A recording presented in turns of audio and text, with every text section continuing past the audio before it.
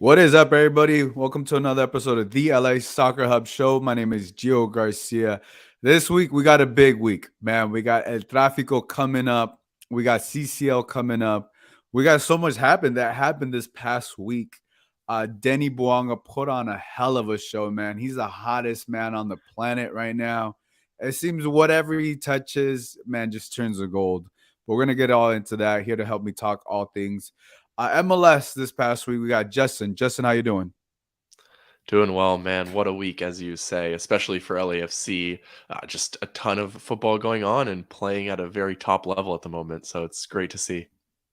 Yeah, like it started Wednesday when they played against Vancouver. You and I as we watched the teams, this team so closely. Like, it's just I think to me what's so impressive about like Denny is just like his motor. He never seems like he's tired, and just it keeps going no matter if he plays 90 minutes, 60 minutes, or whatever.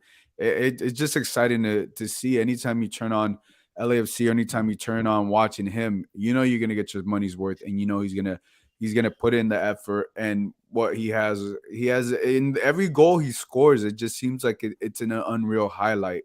Like I posted a video today. He's like the dude is playing FIFA, but in real life.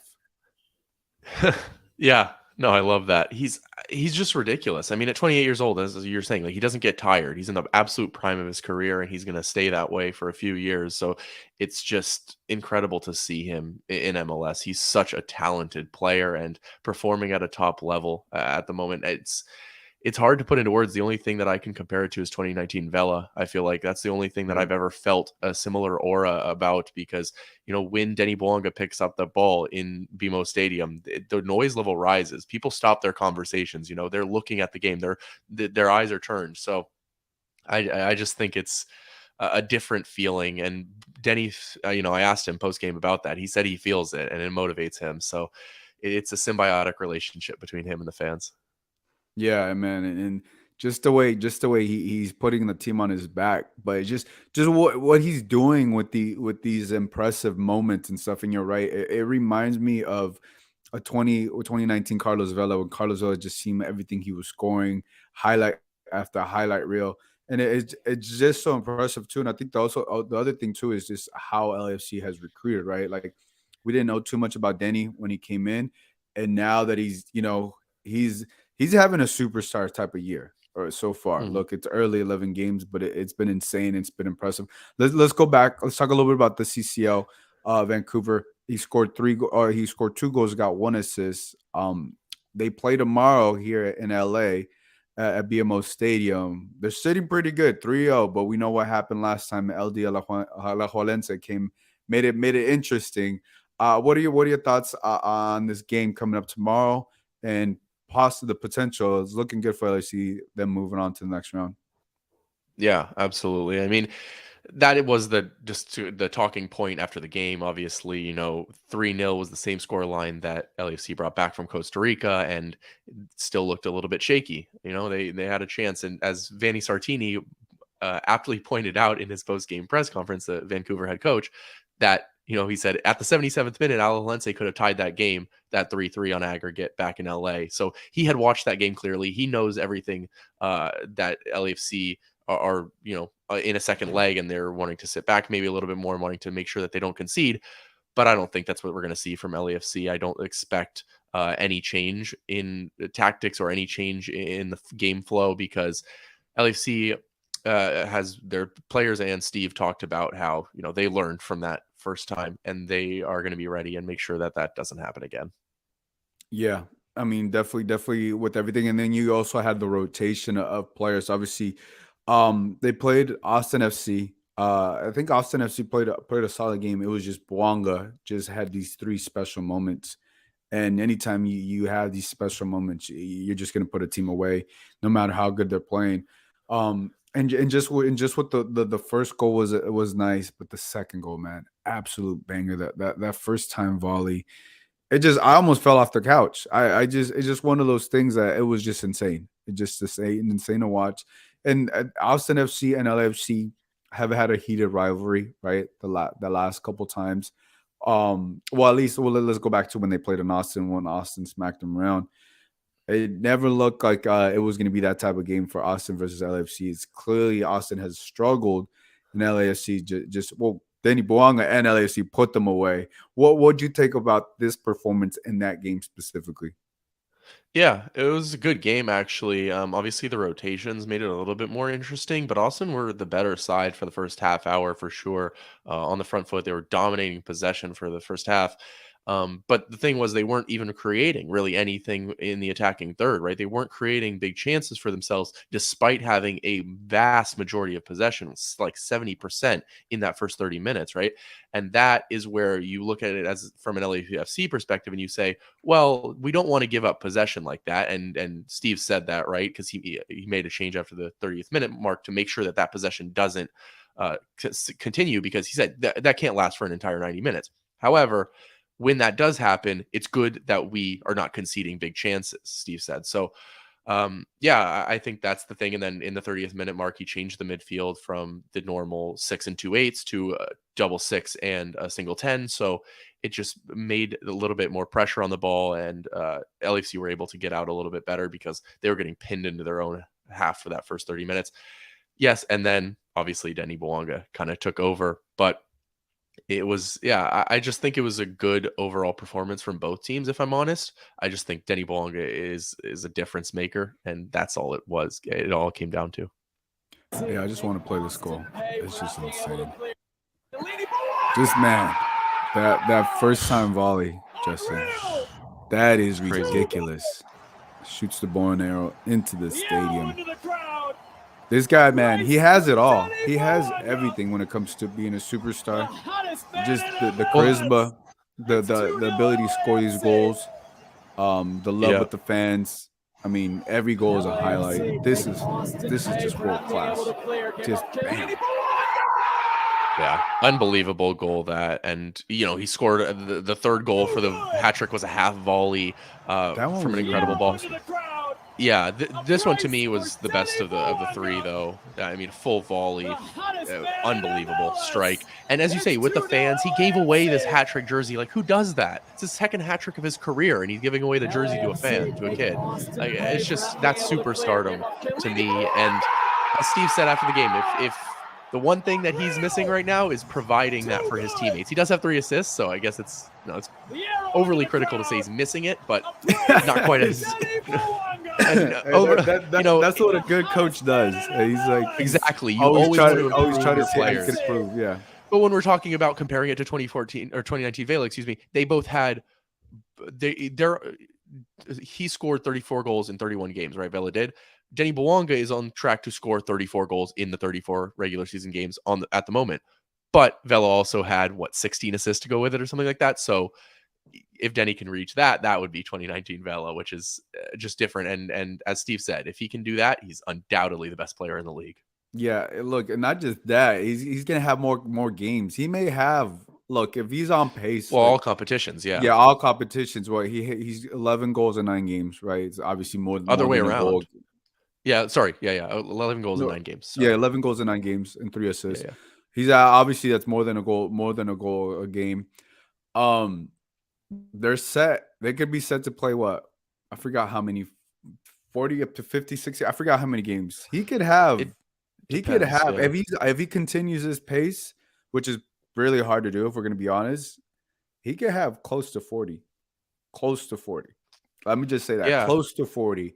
Well, it would just be I think it's pretty reasonable to say close to 40 if he continues his pace. Right? I think Yeah. it's gonna take a lot more, but I mean, we may be seeing the first player in LFC history, let's say combined with all competitions, 40 something goals this season if Yeah, he's because able to stay healthy. I think Vela hit 38 or 39 in his Something like that. 2019 in all competitions. So yeah, Denny could absolutely do it, man. He has all the tools to be able to do it. Yeah, no. Plus, yeah, Uh, Vela never let's competed in CCL that year, so That's it's a true. big advantage for those extra games and the League's Cup and all this extra stuff that now happens. Let's talk a little bit. I wanna get your thoughts on Sifu because Yep. um you know, I think it's been tough. I think it's been tough for Sifu. He got the start. There were at times in this game, I don't know if he was overthinking it. He did not look as comfortable. He did not look like the Jose Cifuentes of last year, and I think we've kind of said this. Timothy Selman has got more of those minutes.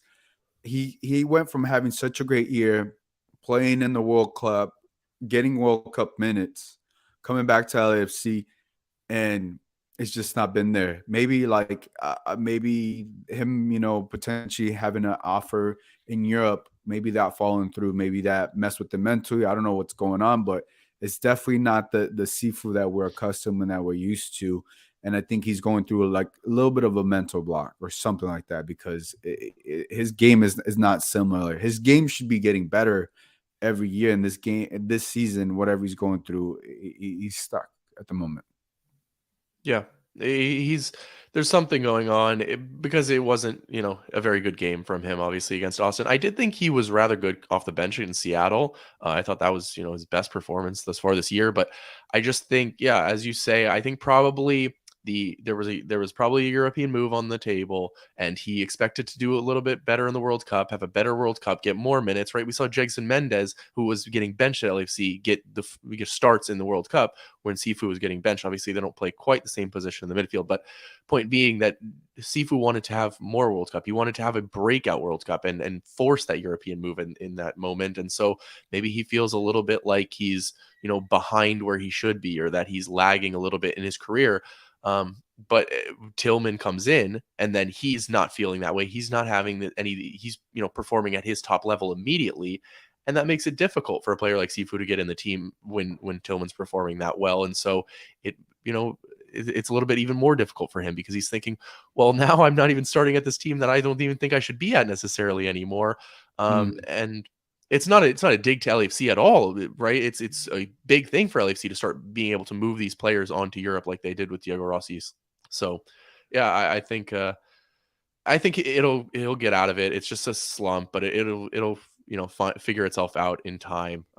Just give it that time. Yeah, and I think that's the interesting thing about him because it's what that he's going through and how you put it. Look, he's not even not even be able to get those minutes for a team. Like you mentioned, he thought he was on his way out.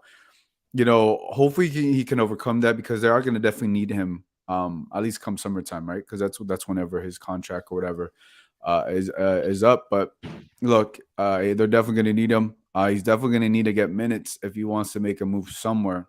Because if you're not on the bench, if you're on the bench and you're not getting those minutes on the field, it's going to be harder to showcase yourself out for another club that you're auditioning for, and that's what Sifo is doing. He's auditioning for. And look, and if Tillman is doing that, you got to get out of that somehow, some way to compete and stuff and play like the Sifu that we've seen. And expect better things of him because look, I don't think it's too much to ask for him. So hopefully he's able to overcome that. So tomorrow the Vancouver travels here. It's a big game. We talked about that, but also LAFC quote unquote travel to Dignity Health Sports Park down in Carson against the LA Galaxy. That's on Sunday. Let's talk about the magnitude of this week because big week for LAFC, right? With what's going on. You win tomorrow, you close the game out, you get a tie, you move on. And then you got LA Galaxy. By the way, LA Galaxy is struggling so bad. I was trying to watch the game. I saw when Martin Caceres got the red card. I don't know what he was thinking, trying to touch the ref at the VAR. Galaxy are going through it bad. I don't know. They've been terrible. They haven't won a game this year. I don't know how many points they're towards the bottom of the table. And LAFC has never won at Dignity Hill Sports Park. I feel, and I think everybody feels like this is the week. This is the year that they do it. Give me your thoughts on this big week for LAFC. Oh, you've hit the nail on the head, Gio. Galaxy are in a very tough time. Caceres, has to be the dumbest second yellow I may have ever seen. Which is, what are you thinking? You're an experienced club and international player. Like, what is he thinking there? Then you have Douglas Costa, who just goes and gets himself sent off in the stoppage time by throwing a Houston player to the ground. Like, you're just showing that you don't want to play in El Trafico, right? Yeah. You're getting yourself suspended on purpose by doing that, right? So, yeah, there's just Chicharito's barely back fit. Like there's no way he's 100%, and I still expect him to start. That's the situation that I see at Galaxy right now, whereas LAFC are flying as high as possible. Here's the Caceres incident. In terms of his Yeah, touches, it's insane. I don't know why you think you can touch him. Like, wow. How do you think this is gonna end if you already have a yellow card? Wow. And then after that, Just the ref walking gives, over. What are you thinking? the ref gives him after that. I knew the ref was gonna give him the In penalty terms of too. his touches, in terms of his Like, explosiveness, you can't do like, that. like Wow. clearly, you know, like Wow. you play for the Uruguay national team.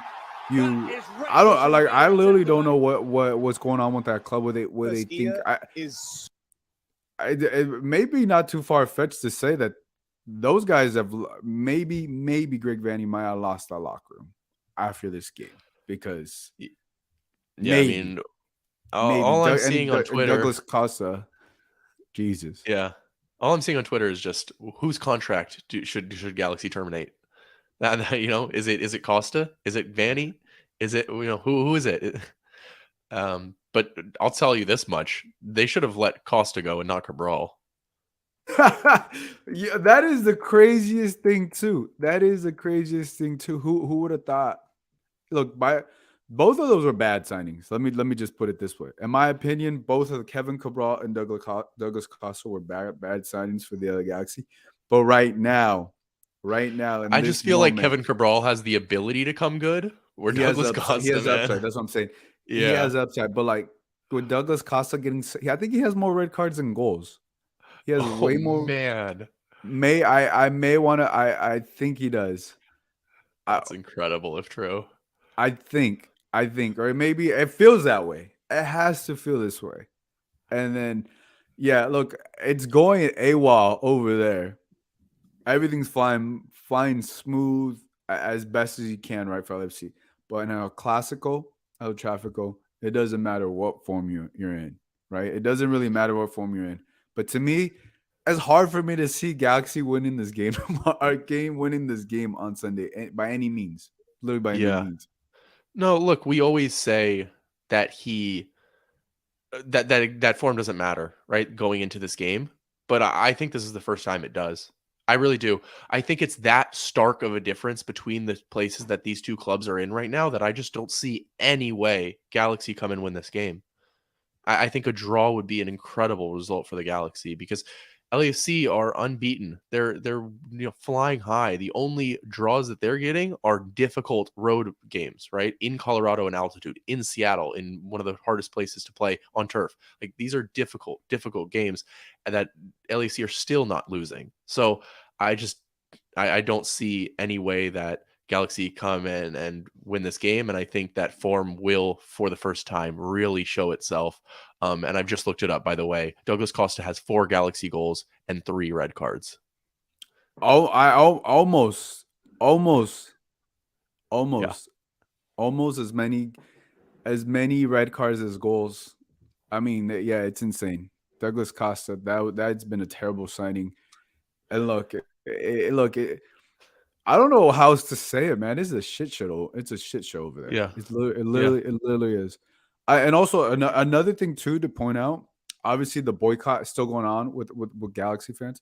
This may be the first time too that LAFC fans could completely overshadow oh Galaxy yeah, fans with everything going on. It could be like if the supporters continue this boycott, it could potentially feel like an LAFC home game with how high LAFC is rolling right now. It could potentially feel that.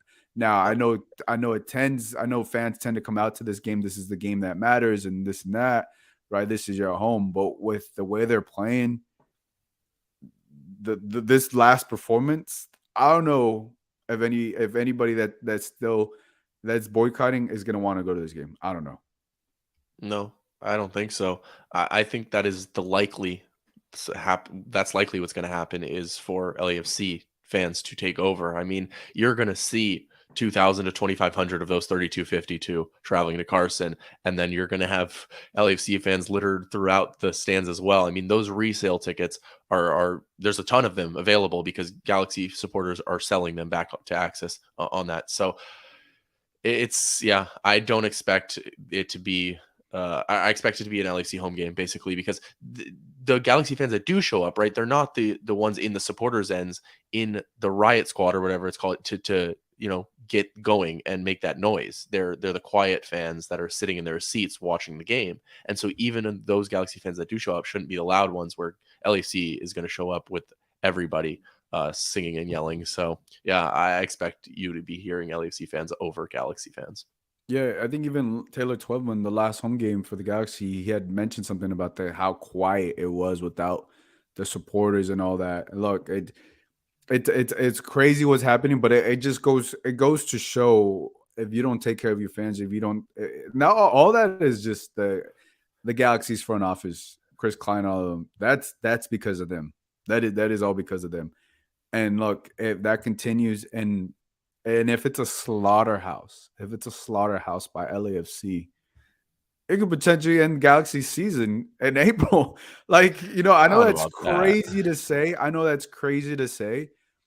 It just feels that way. If you get slaughtered you haven't won a game and you get slaughtered, it will feel that way in April. I would Look, say that there's plenty of other games, but Costa getting a red card. Martin, 2 players get a red card in a game you lose 3-0. Yeah. Look, I don't. Still getting in. I can't say it. It ends the season because it's way too early It for that. feels The like way it. that I'm not saying it yeah, ends the but season. the way that It's gonna feel MLS like works, it only matters at the end, right? But what I will say is that it immediately would put Greg Vanney in the hot seat. I mean, that's not the situation at Galaxy. He is, they're backing his philosophies, they're backing his vision for the club. And I don't think that he's going to be in the hot seat no matter what happens. But to me, if you're losing 3-0, as you just said, and getting your two of your better players supposedly sent off, and then you get smacked in an El Trafico, that should put a coach in a hot seat for me. Yeah, I just don't think I think a lot of these players aren't buying what Greg Vanney is showcasing at the moment. It's just clear just to see that there's a lot of individuality. It doesn't seem collective. And that's why I feel like the sense is if they get smacked around, it's gonna be hard to come from. They're in a mental they're mentally getting pounded and physically getting beaten almost every single game. And LAFC, this sets LAFC up perfect for this. But look, we'll have to see. Anything can happen. But look, everything points towards LAFC potentially getting that first win at Dignity. And it would be insane. I still expect to be a massive showcase. These games are always exciting. You don't have a full healthy Chicharito. The Carlos Vela Chicharito matchup is not as enticing, I guess, as you would say in previous years. But now what Bouanga is doing, you gotta expect he's gonna do something amazing as well in this game. Yeah. Like I said, I just expect LAFC to dominate this one. It's the first time where I really think form is going to play a big part in this game, and Galaxy won't have their supporters to bring them that energy that they might need. Yeah, and look at also Will Kuntz finally got announced. What were your thoughts on that? He said he said something along the lines it was a dream for him. He always thought that he would be part of the Galaxy organization one way or the other. Yeah. Tough road ahead. What are your thoughts on that? Yeah, I think Galaxy made Raheem say something similar. So yeah, it's a PR it's a PR thing. I think they made Pooch say the same thing as well. So I don't think it's really a dream. Who's making them say these things, Justin? Who? Look, I don't know, but I'm just saying it's interesting that every signing, and especially the ones that come directly from LAFC, seem to that be the quote that is posted all over social media. So that's true. I don't know. Let's put it this way: that is the quote that gets highlighted. That is definitely the one that gets highlighted in the social media. But look, it's been a pleasure. It's a quick week, a lot going on this week. We'll have to see what happens. Can't wait till Trafico on Sunday. Justin, my brother, I appreciate you one time for being on. That wraps things up, guys. Hopefully you guys have a great week. We'll catch you guys here back next time. Y'all take it easy.